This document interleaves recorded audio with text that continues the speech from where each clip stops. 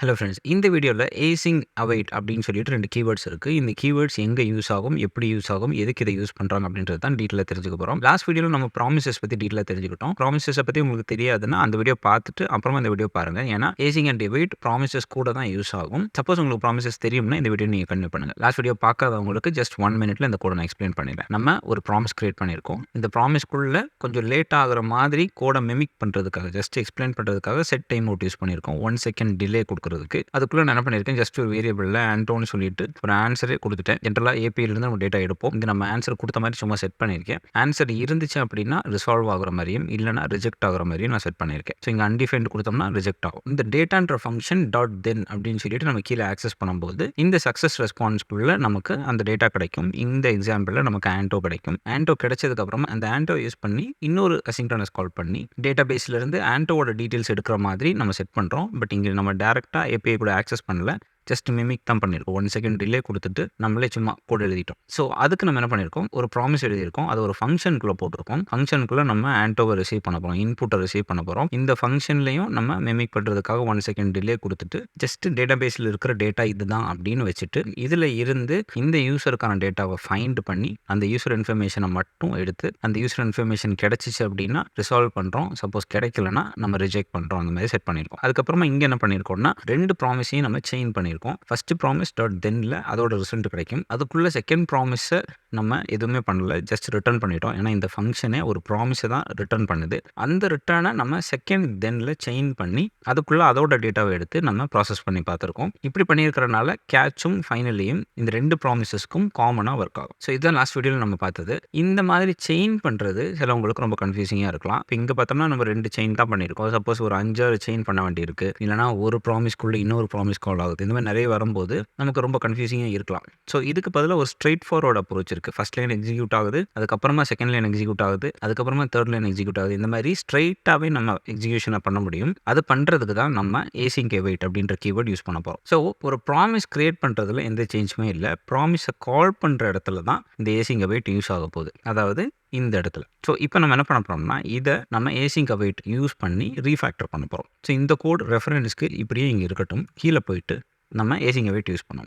ஏசிங் அவைட்டை பொறுத்த வரைக்கும் நமக்கு சக்ஸஸ் ரெஸ்பான்ஸ் மட்டும்தான் கிடைக்கும். அது எப்படின்றத நான் காமிக்கிறேன். சக்ஸஸ் ரெஸ்பான்ஸ் மட்டும்தான் கிடைக்கும். அதனால எரரை நம்ம தனியாக தான் ஹேண்டில் பண்ணணும். எரரை ஹேண்டில் பண்ணுறதுக்கு ஆல்ரெடி நம்மகிட்ட ஒரு கான்செப்ட் இருக்கு. Exception handling, try catch use பண்ணுவோம். அதை தான் நம்ம இப்போ பண்ண போகிறோம். ஸோ நான் என்ன பண்ணுறேன், ஒரு ட்ரை பிளாக் கொடுக்குறேன், ஒரு கேட்ச் பிளாக் ஆட் பண்ணிக்கிறேன். இந்த கேட்ச்க்குள்ள தான் இந்த ஃபங்க்ஷனாலிட்டி வரப்போகுது. ஸோ என்ன பண்ணுறேன், ஜஸ்ட் இந்த கன்சோல் டாட் லாகை இங்கே பிரிண்ட் பண்ணிக்கிறேன். எரர் டாட் மெசேஜை பிரிண்ட் பண்ணிப்போம், கொஞ்சம் சிம்பிளாக இருக்கிறதுக்காக. ஃபைனலி வேணும்னா ஃபைனலியும் நம்ம யூஸ் பண்ணிக்கலாம். இங்கே ஃபைனலி இருக்கு இல்லையா, ட்ரை கேட்ச்ல அந்த ஃபைனலி பிளாக்கையும் நம்ம யூஸ் பண்ணிக்கலாம். ஸோ கன்சோல் டாட் லாகில் ஃப்ரம் ஃபைனலின்னு சொல்லி சும்மா நான் கொடுத்துக்கிறேன். இனி இந்த ட்ரை இருக்கு இல்லையா, இந்த ட்ரைக்குள்ளே ஃபஸ்ட்டு ஏசின்க்ரோனஸ் ஃபங்க்ஷனை நம்ம கால் பண்ணலாம். கால் பண்ணுறது கொஞ்சம் டிஃப்ரெண்டாக இருக்கும். ஸோ நான் என்ன பண்ணுறேன், இந்த டேட்டாவை நான் ஆக்சஸ் பண்ணுறேன். டேட்டா ஆக்சஸ் பண்ணால் நமக்கு ஆண்டோ கிடைக்கும். அதை ஆக்சஸ் பண்ணும்போது ஜஸ்ட் நான் என்ன பண்ணுறேன், அவைட் அப்படின்ற கீவேர்ட் ஆட் பண்ணி அதுக்கு பக்கத்தில் அந்த டேட்டாவை ஆக்சஸ் பண்ணுறேன். இப்படி ஒரு ப்ராமிஸ்க்கு பின்னாடி அவைட்ன்ற கீவேர்ட் கொடுத்துட்டோம்னா அந்த ப்ராமிஸ் எக்ஸிக்யூட் ஆயிரும். எக்ஸிக்யூட் ஆகி ரிசல்ட் கிடைக்கும். அந்த ரிசல்ட்டை நம்ம எங்கேயாவது ஸ்டோர் பண்ணிக்கணும். பின்னாடி நான் ஒரு வேரியபிள் டிக்ளேர் பண்ணிக்கிறேன். அந்த மாதிரி அதில் ஸ்டோர் பண்ணிக்கிறேன். இப்போ நான் என்ன பண்ணுறேன், ஜஸ்ட் இது கீழே கன்சோல் டாட் லாகில் டெஸ்ட்னு கொடுக்குறேன்.